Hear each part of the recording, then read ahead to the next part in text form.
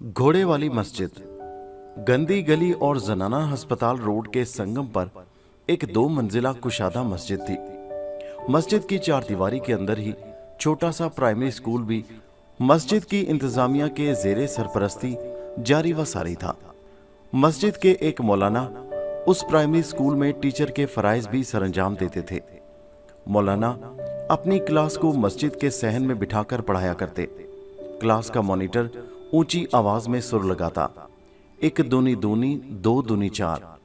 तो क्लास के बाकी बच्चे भी जब आवाज़ें बुलंद अपना पूरा जोर लगाते हुए सुर से सुर मिलाकर मॉनिटर के अल्फाज दोहराते, 1 दूनी दूनी 2 दूनी 4, तो यूं महसूस होता जैसे बच्चे गला फाड़ कर नहीं बल्कि पेट की अथाह गहराइयों से आवाज निकाल रहे हैं। और सड़क पर चलते फिरते बेशतर राहगीर ज्यादा देर के लिए ना सही मगर चंद लम्हों के लिए जरूर ठहर कर इस पुरलुत्फ नज़ारे से महजूज होते।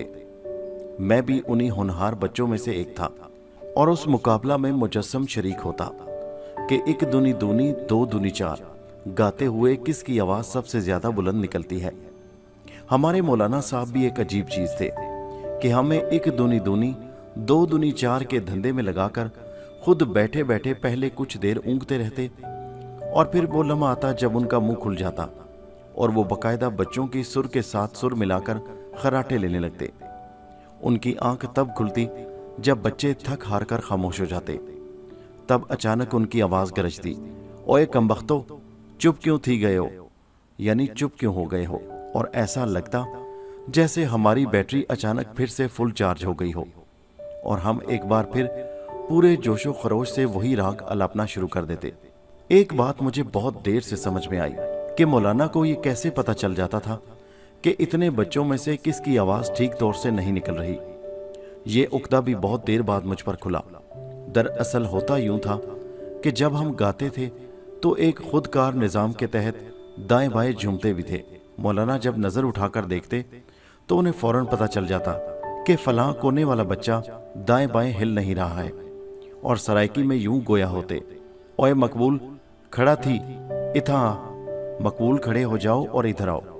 और जब मैं कांपती टांगों के साथ उनकी पहुंच में आता तो उनकी छड़ी घूमकर हमारा तवाफ करती। और यकीन करें उसके बाद छुट्टी होने तक पूरी क्लास में ये नाचीज दाएं बाएं हिलने और ऊंची आवाज निकालने में सब पर बाजी ले जाता था। एक बच्चा जमील भी था, सब उसे जीला के नाम से पुकारा करते थे।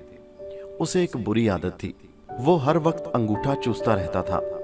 उसकी माँ ने हर तरह कोशिश की और टूना टोटका सब आजमा कर देखा, लेकिन जीले की ये आदत ना छुड़ा सकी थी।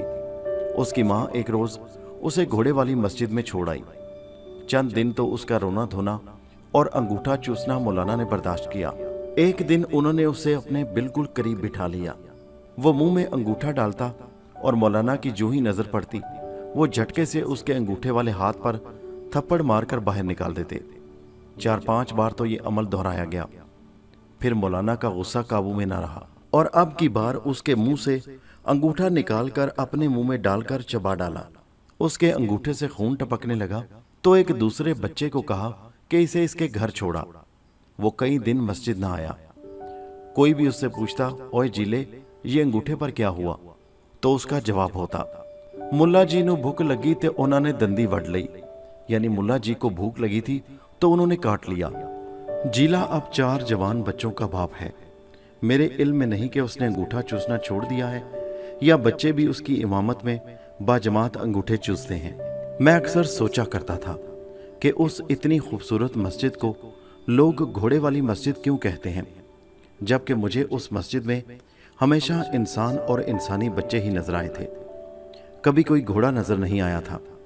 बहुत मुद्दत बाद मुझ पर यह राज इस तरह अफशा हुआ कि एक रोज एक बेचारा शरीफ आदमी हमारी मस्जिद में दाखिल हुआ और सीधा हमारे मौलाना के पास आकर उनसे पूछने लगा, साईं मौलवी साहिब तुहां को पता है उस्ताद घोड़ा किथा मिलसी, मैं को ओंदे नाल कम है। जनाब मौलवी साहब आपको पता है कि उस्ताद घोड़ा कहाँ मिलेंगे, मुझे उनसे काम है। मौलाना ये सुनते ही आग बगुला हो गए। उसे धक्के देते और गालियां निकालते मस्जिद से बाहर निकाल दिया। वो बेचारा यही कहे जा रहा था, साईं मैं तुहां को ते कुछ नहीं आख्या, मैं तो बस उस्ताद घोड़े दा पुछदा वधावां।